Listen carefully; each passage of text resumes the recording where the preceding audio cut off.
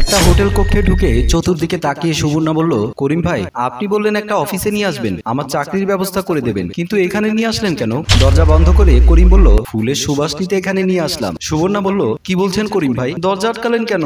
আমাকে যেতে দিন। করিম সুবর্ণার হাতটি ধরে বলল, দরজা না আটকালে তো তোমার আমার একান্ত মুহূর্তের শব্দ বাইরে চলে যাবে, সেটা কি ভালো হবে বলো? বলেই হাত বাড়িয়ে সুবর্ণার ওড়না ধরতে চাইল। সুবর্ণা কোষে চর বসিয়ে দিল করিমের গালে। মুহূর্তের মধ্যে শান্তশিষ্ট সুবর্ণা ভয়ঙ্কর রূপ ধারণ করলো। বুকের ওড়না কোমরে বেঁধে রাগান্বিত স্বরে সুবর্ণা বলল, আমি তোকে বিশ্বাস করে তোর সাথে চাকরির জন্য আসলাম, আর তুই আমার সরলতার সুযোগ নিয়ে আমার ইজ্জতে হাত দিলি। বলেই স্পর্শকাতর স্থানে সজোরে লাথি মারল। করিম হাত দিয়ে চেপে ধরে মাগো বলে চিৎকার দিয়ে ফ্লোরে পড়ে ব্যথায় কাতরাতে লাগলো। সুবর্ণা গালাগাল করে করিমের গায়ে থুতু মেরে রুম থেকে বের হয়ে গেল।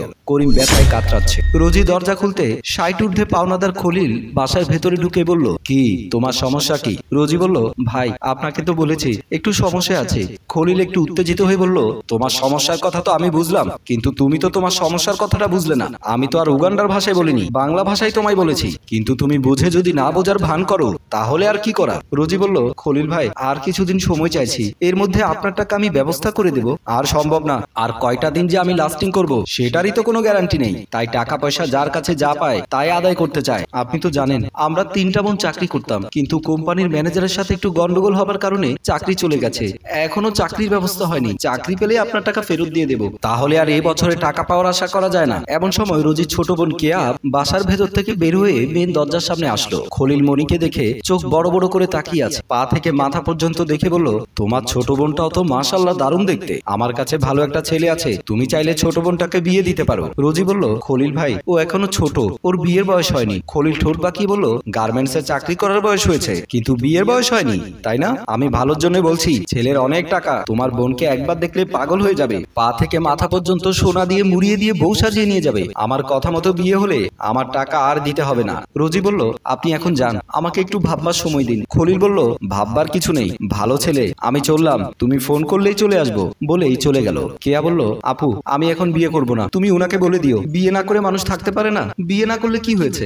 বলেই কেয়াও বাসা থেকে বের হয়ে গেল। সিঁড়ি থেকে নামতে বাড়িওয়ালার ছেলে অনেকের সাথে সামনাসামনি দেখা হয়ে গেল। অনেক কিছু বলতে যাবে, তার আগেই কেয়া রাগান্বিত হয়ে বলল, আমাকে ভালোবাসেন এটাই তো বলবেন, তাই না? নাকি আমার নরম কচি শরীরটাকে আপনার ভোগের পণ্য বানাবেন? অনেক কিছুই বলল না, চুপচাপ মাথা নিচু করে সিঁড়ি বেয়ে উপরে উঠে গেল। কেয়া তাকিয়ে রইল। রাগ কিছুটা শীতল হওয়ার পর মনে মনে বলল, মানুষটা তো ততটা খারাপ না, যতটা খারাপ আচরণ আমি তার সাথে করি। প্রতিদিনের মতো আজও অপমান করলাম। বাড়িওয়ালার ছেলে চাইলে কিছু বলতে পারতো, কিন্তু চুপচাপ অপমান সহ্য করে চলে গেল।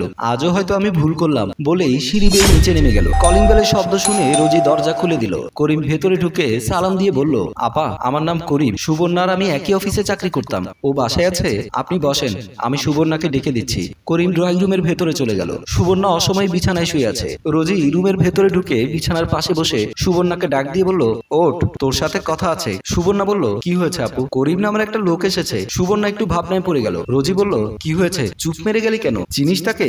চিনি তাকে, খুব ভালো মানুষ, তুমি যাও, আমি আসছি। রোজি বিছানা থেকে উঠে চলে গেল। সুবর্ণাও বিছানা থেকে নেমে রুম থেকে বের হয়ে গেল। করিম ড্রয়িং রুমে বসে এদিক ওদিক তাকাচ্ছে। সুবর্ণা প্রবেশ করা মাত্র উঠে দাঁড়ালো। সুবর্ণা পেছন থেকে পিস্তল বের করে করিমের মাথায় পিস্তল তাক করে বলল, দুহাত তোল। করিম ভয়ে ভয়ে দুহাত তুলে আমতা আমতা করে বলল, আমি তোমার কাছে মাফ চাইতে এসেছিলাম, আজ আর আমার মনের মধ্যে কোনো শয়তানি বুদ্ধি নেই। সুবর্ণা করিমকে ধাক্কা দিয়ে বিছানার উপর ফেলে দিল।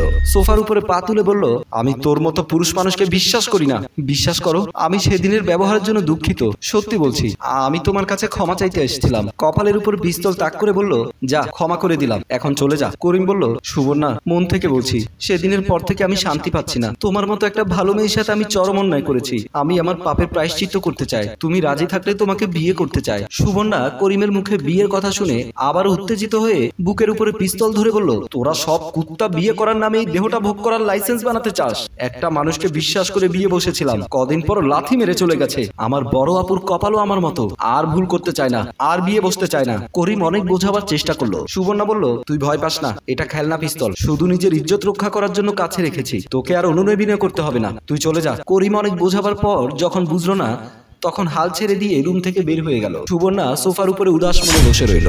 বাড়ির কেয়ারটেকার আজিজের সাথে রোজির তর্কাতর্কি চলছে। আজিজ বলল, সমস্যা কোথায়? 3 মাসের ভাড়া বাকি। বাড়িওয়ালা বিদেশ থেকে আমায় ফোন করে উল্টো পাল্টা বলে আপনাদের বাসা ছেড়ে দিতে বলেছে। রোজি বলল, আর একটা মাস সময় চাইছি, আগামী মাসে বিগত মাসে সব বাসা ভাড়া দিয়ে দেবো। আজিজ বলল, পানি ছাড়া যেমন চিরা ভেজে না, তেমনি বাড়িওয়ালাকে বুঝাতে বুঝাতে আমার মুখ ব্যথা হয়ে গেছে। 3টা বোন একা একা থাকেন, আমাকে ডাকলেও তো গলাটা ভিজিয়ে যেতাম। আজিজের মুখে এমন কথা শুনে রোজির মাথা গরম হয়ে গেল। কোষের চর বসিয়ে দিল আজিজের গালে। গাল চেপে ধরে আজিজ বকবক করতে করতে রুম থেকে বের হয়ে গেল। রোজি রাগে ফোঁস করতে করতে বেডরুমের দিকে চলে গেল। বেডরুমের সামনে আসতে দেখলো সুবর্ণা দাঁড়িয়ে আছে। রোজি বলল, কি ব্যাপার, তুই এভাবে দাঁড়িয়ে আছিস? এভাবে আর কত?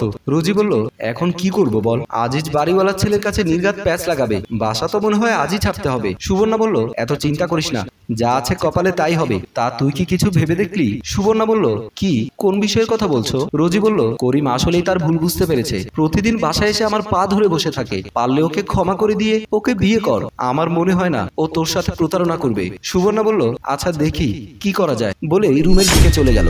বিকেলবেলা খলিল এসে ড্রয়িং রুমের সোফায় বসে আছে। রোজি ভেতরে এসে কিছু বলার আগে খলিল দাঁড়িয়ে বলল, কি ভাবলে? রোজি বলল, ছেলেকে আমি দেখতে চাই। খলিল হাসতে হাসতে বলল, চোখের সামনেই ছেলে ঘুরঘুর করছে, আর তুমি দেখতে পাচ্ছ না? কই, আমি তো দেখতে পাচ্ছি না, আমিই সেই ছেলে। রোজি চমকে উঠলো খলিলের এমন কথা শুনে। কপাত করে খলিলের কলার ধরে কোষে 2 গালে 2টো চর মেরে বসলো। এমন সময় দরজা খুলে অনিক ও আজিজ বাসায় প্রবেশ করতে এমন দৃশ্য দেখে আজিজ বলল, দেখেন স্যার, দেখেন এই মহিলা কিভাবে ওই লোকটাকে মারছে।